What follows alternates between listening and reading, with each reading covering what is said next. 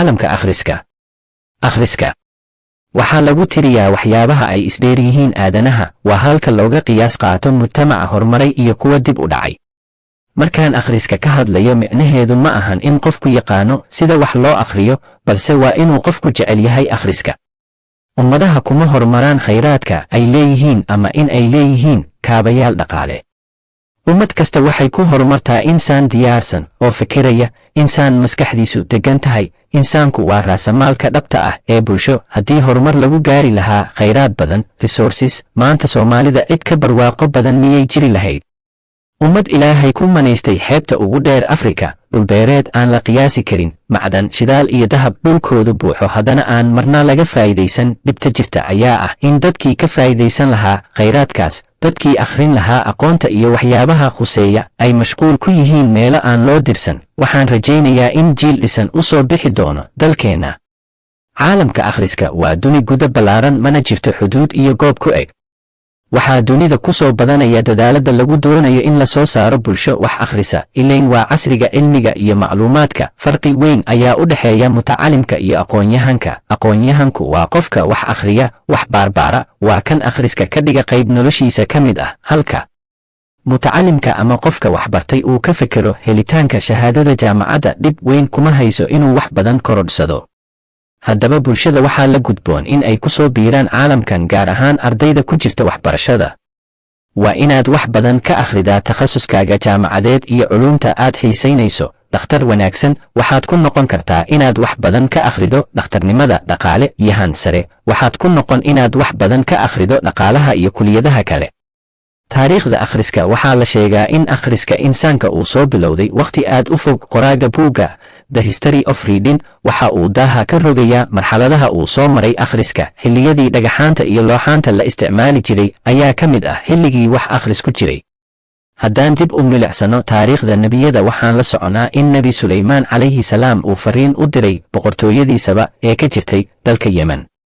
sidoo kale falaasifada Giriigii hore ayaa la sheegaa in ay akhriska ku dadaali jireen. qarniyadii hore meelaha xadaaradaha bani'aadamka ka jiray waxaa ka mid ahaa dhulkii Baabil, dalka Ciraaq. waxaa jiray qoraallo badan oo ay diyaariyeen dadkii reer Baabil oo xilligaasi hoggaanka u hayay ilbaxnimada insaanka. qarniyadii dhexe jasiiradda Carabta waxaa ka soo ifbaxay muslimiinta, waxayna muddo kooban gudaheeda kula wareegeen xadaaradii insaanka. saxaabada nebiga nabadgelyo iyo naxariisi korkooda hahaatee waxay ku dadaaleen qorista axaadiista laga wariyey nebiga nabadgelyo iyo naxariisi korkiisa hahaatee. xilliyadii ka dambeeyey waxaa soo shaacbaxay qorista gabayada, xikmadaha iyo funuunta kala duwan. casrigaasi waxa uu ahaa xilligii akhriska iyo qoraalka. maktabadii magaalada Qurduba ee waddankii Andalus, Spain, Portugal waxay qayb ka ahayd maktabadihii ugu weynaa ee jiray casrigii dhexe. buugaagta laga heli jiray waxay gaadheen 400,000 oo buug, waxaana xusid mudan in xilligaasi aanay jirin madbacada lagu daabaco buugaagta, balse buugaagta waxaa lagu qori jiray gacanta.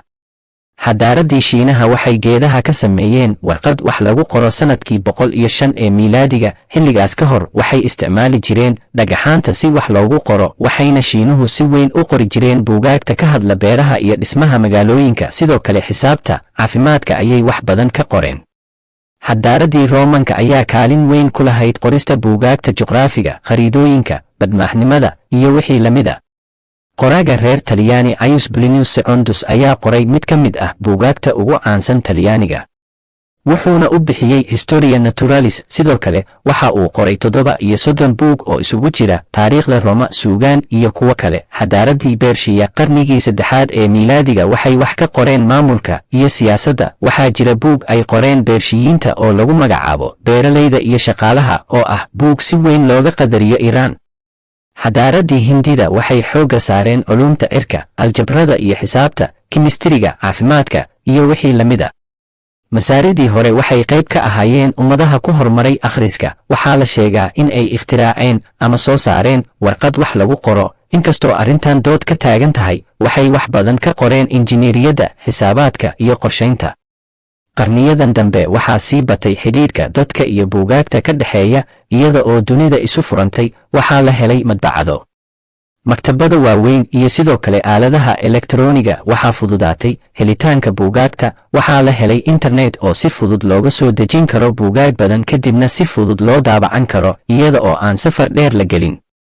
innaga ka Soomaali ahaan hadalkeenna ayaa ka badan inta aan akhrino halkii laga rabay inaan camirno maktabadaha. waxaan camirnay maqaayadaha iyo goobaha fadhi ku dirirka. haddana rajo kale ayaan arkayaa, bandhigyada buugaagta ayaa ku soo badanaya magaalooyinkeenna. ahmiyadda akhriska.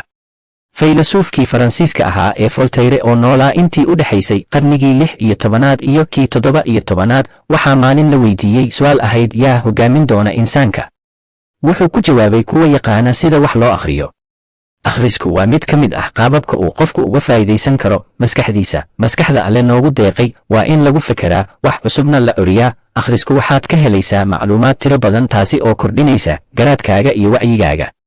akhrisku waxaad ka helaysaa wax cusub oo aadan horay u aqoon, culuum kala duwan, farsamooyin badan oo ku anfacaya mustaqbalka. sidoo kale taariikhda bulshooyinkii hore ayaad ka faa'iidaysaa.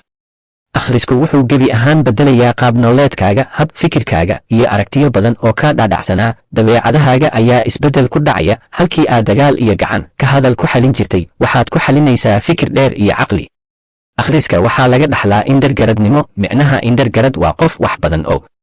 dabcan buugaag badan ayaad akhriday. waxaad akhriday dad qarniyo ka hor noolaa, dad wax badan nolosha ku soo arkay. waxaad akhrinaysaa tijaabooyin horay loo sameeyey. waxaad sidaas ku noqonaysaa indhergarad. inaad 2 maalmood buug akhrido taasi kama dhigna indhergaradnimo. waa inaad caado ka dhigataa akhriska sannado badan aad wax akhrido. allah subxaanahu wa tacaala wuxuu ku dhaartay qalinka. sidoo kale aayadihii ugu horreeyey ee ku soo dega nebiga nabadgelyo iyo naxariisi korkiisa ha ahaatee waxay ahaayeen akhriska iyo aqoonta. taasi waxayna tusaysaa ahmiyadda akhriska ay leedahay. ummadda wax akhrida waa ummad kor u socota. maanta ummadaha kor u kacoodu iyo hoos u dhacoodu waxaa lagu qiimeeyaa ummadda iyo inta ay wax akhrido. waxaa la sheegaa in waddamada qaar aan laga helin cid aan wax akhrin karin. ummadaha waxay u kala hormaraan sida ay u maalgashadaan akhriska iyo qoraalka.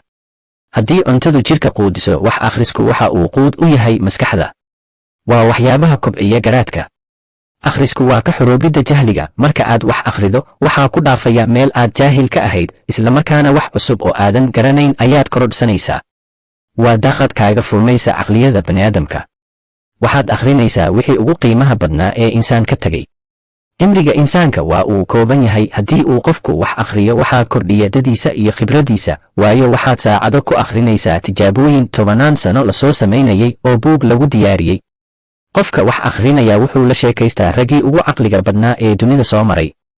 waxaad maktabadaha ka helaysaa buugaag ay qoreen imaam Shaafici, Newton, ibnu Khulduun. marka aad akhrinayso buugaagta ay qoreen, waxaad moodaa in aad hadda la fadhido oo aad la sheekaysanayso. akhrisku xuduud iyo xayndaab ma lahan. wixii aad u baahato inta badan waxaad ka helaysaa buugaagta. halka qarniyadii hore cilmiga laga raadsan jiray dad meelo fogfog ku sugan, balse maanta waxaan fursad u helnay buug kasta aan u baahano inaan helno.